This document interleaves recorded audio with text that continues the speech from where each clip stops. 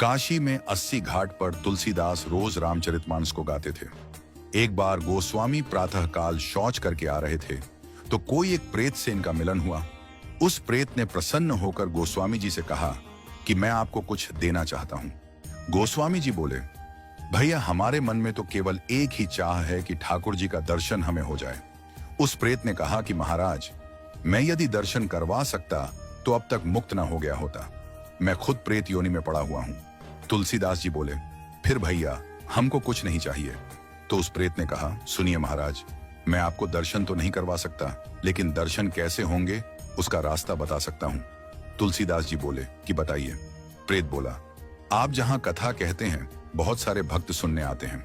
अब आपको तो मालूम नहीं, लेकिन मैं जानता हूं आपकी कथा में रोज हनुमान जी भी सुनने आते हैं। सबसे पीछे कंबल ओढ़कर एक दीनहीन कोढ़ी स्वरूप में जो व्यक्ति बैठता है और जहां लोग चप्पल उतारते हैं वहीं बैठते हैं। उनके पैर पकड़ लेना वह हनुमान जी ही हैं। गोस्वामी जी बड़े खुश हुए।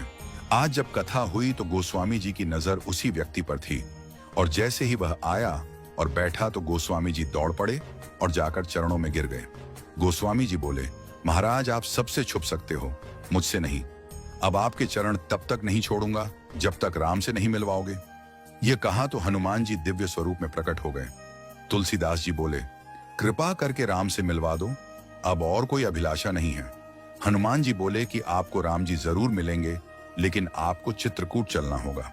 गोस्वामी जी चित्रकूट गए, मंदाकिनी में स्नान किया, कामदगिरी की परिक्रमा की, खोज रहे हैं कि प्रभु कहां मिलेंगे। सामने से दो राजकुमार घोड़े पर आए, एक गौर वर्ण और एक श्याम वर्ण। उन्होंने रास्ता पूछा तो तुलसीदास जी ने बताया और वो चले गए। फिर हनुमान जी प्रकट हुए और बोले, अभी जो राजकुमार घोड़े पर थे वही तो राम और लक्ष्मण थे।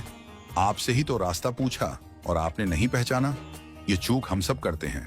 न जाने कितनी बार भगवान सामने आए हों और हम पहचान नहीं पाए हों। सबका आदर करो, क्योंकि न जाने किस रूप में नारायण मिल जाएं। गोस्वामी जी बोले, हनुमान जी आज बहुत बड़ी गलती हो गई, कृपा करवाइए फिर मिलन हो। हनुमान जी बोले, धैर्य रखो, फिर मिलेंगे। गोस्वामी जी मंदाकिनी के तट पर स्नान कर चंदन घिसते हुए श्री राम जय जय राम गा रहे थे। ठाकुर जी बालक रूप में आए और बोले, बाबा चंदन बहुत प्यारा घिसा है, थोड़ा मुझे लगा दो। गोस्वामी जी ने दिया।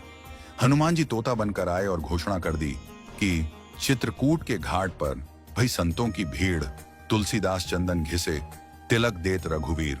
तुलसीदास जी के कानों में यह वाणी पड़ी तो चरणों में गिर पड़े। ठाकुर जी बोले, अब नहीं छोड़ूंगा। प्रभु दिव्य रूप में प्रकट हुए और अंतर्ध्यान हो गए। वह झलक हृदय में बस गई। फिर कोई अभिलाषा न रही। परम शांति और आनंद मिल गया। राम की शरण में आराम है, राम राम कर ले। इस प्रकार तुलसीदास जी का राम से मिलन हनुमान जी ने करवाया।